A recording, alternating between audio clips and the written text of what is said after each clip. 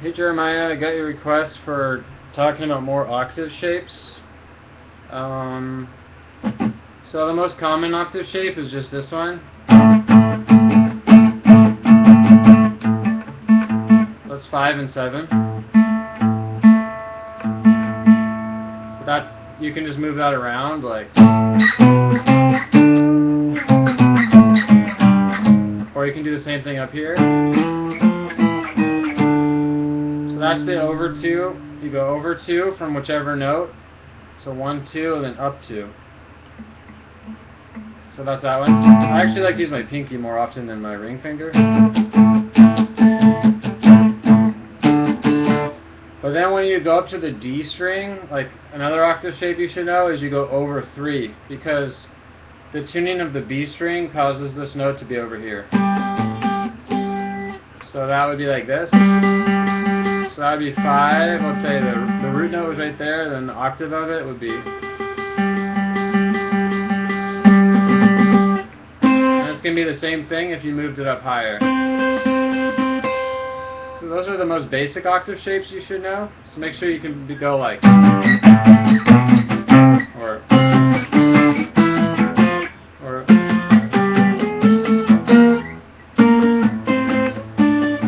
but I almost never use these ones. Like, there's a Weezer song called Hash Pipe, and they have a solo that uses these ones. That's the only time I've ever used them a lot. I can't remember how it goes, but it's an octave solo, and they do that. I mean, sometimes I'll go like this, like, or change like that kind of stuff. But I don't tend, like these I use a lot, like, and these ones I don't do it, and these ones almost never at all. So these are the ones you really need to know, but another octave shape that I think is important to know is this one.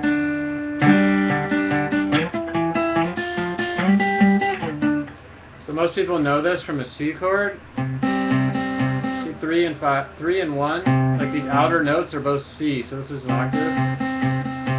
And this note is actually the same as this note. So actually this octave I was just saying is most common. It's actually the same. But this one's a useful one to know also, not for like the sake of strumming. Like, the reason why that's not very practical is you have 3 strings in between instead of just 1. I mean 2 strings in between. So it's harder to mute, whereas this you can mute that out. But the reason why this is good to know is a lot of times, like, you're playing C chord.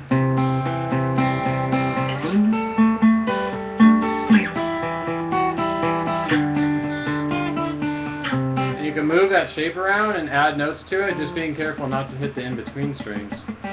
So like I like to go like C major, G, maybe to F.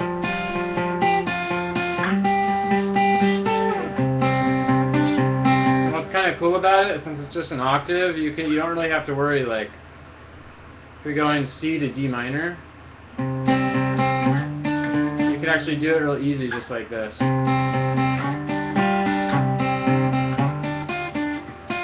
I don't know if that makes sense, but because we're not moving a full major shape, we're not going. That would give me D major instead of having to go. It's just an octave, so you can add extra notes real easy.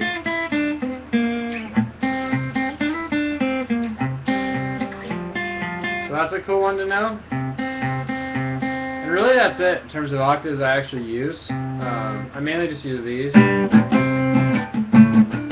Sometimes that, especially when I'm finger picking or doing more melodic sort of stuff.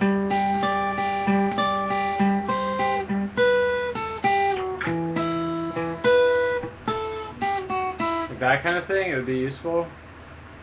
I guess another octave that you could know, but I never use this, is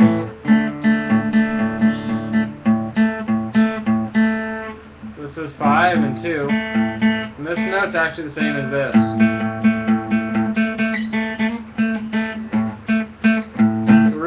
Much point in doing that. Like, I don't think I've ever thought, or I'm going to do an octave like this. Whereas I do this, which is the same shape.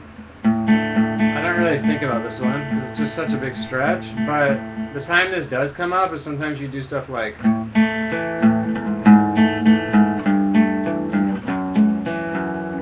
where you're doing descending stuff, and then it's kind of useful to know where the octave is, because then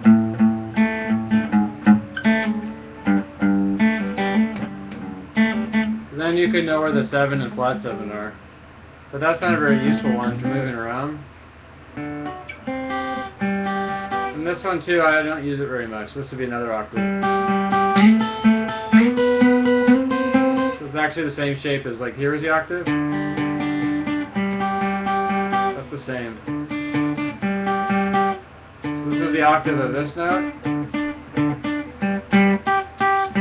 And the octave on the top string. So that's really it. I mean, one other thing you should know is that these are 2 octaves apart.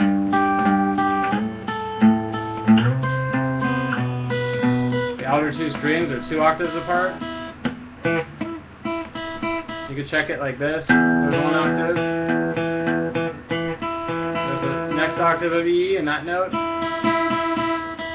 It's the same as that.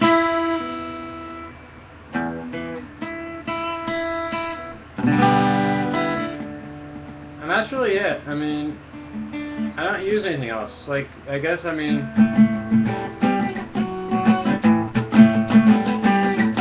I could imagine doing, like,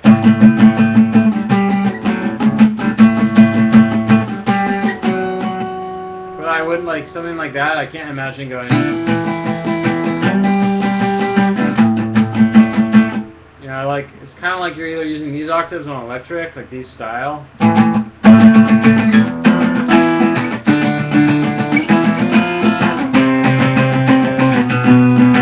doing more of the finger picking, like.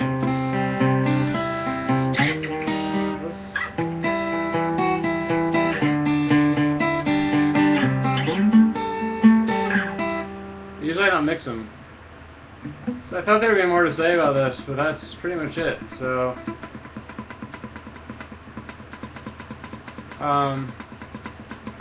I think the last thing I guess I could say about it is, like, sometimes when I'm playing, like, let's say I'm doing G. It is good to know, like, there's another G right there. It's useful to kind of know where the recurrences are of all the notes, so you can be like,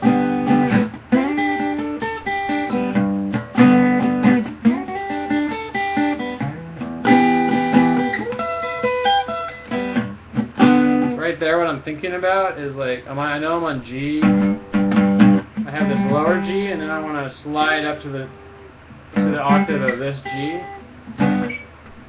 Or let's say you want to go really high, it would be helpful to be able to do this. G, G, G, G. Because then you might be like,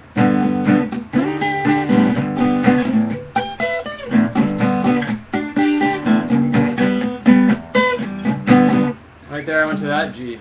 So that's more like fretboard knowledge, but in a way it is the octaves. Like this is G, G, G, G. So if you want, I mean, you could just practice that, those G's, because those are common ones to know. So G is 3rd fret, 5th fret on the D string, 8th fret on the B string, and 15 up on the top string. If you want something to do there, you could do G like this, like a power chord. And then slide this little power chord shape.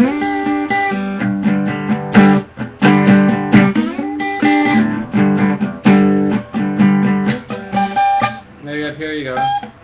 No? Or just something simple, do a riff.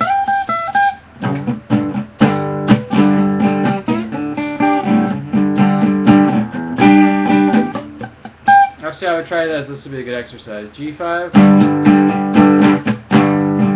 Slide this little guy. So it's like this part of a D shape. You can slide up to 7, 8. And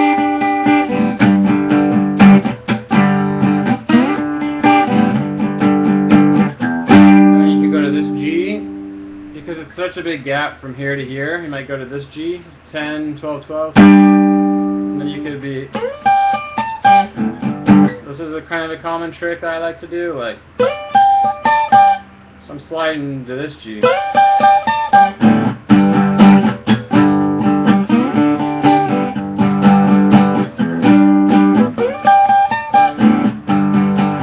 Cooler with some effect.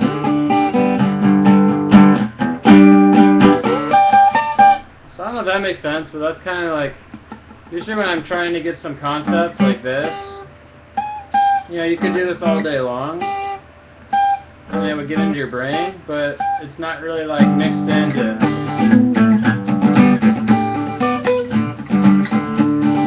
Usually when I kind of jam with stuff.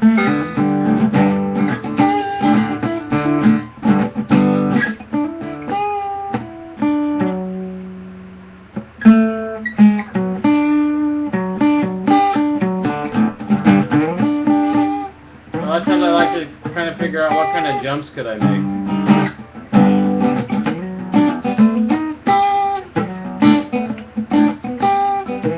I didn't like that, sounds stupid.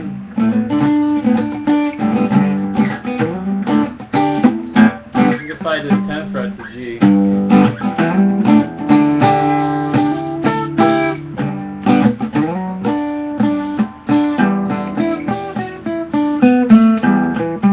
Like,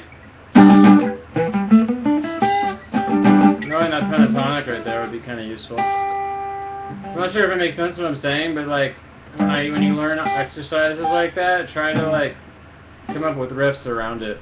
Or if you know like a lot of bar chords, you could do some riffs around E minor. Then you could do maybe a C.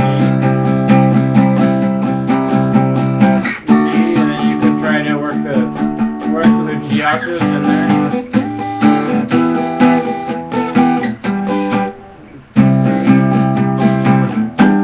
And D. And then try to get up to there. So that's usually what I do when I'm learning stuff, is try to kind of mix it into chord progressions or build little riffs.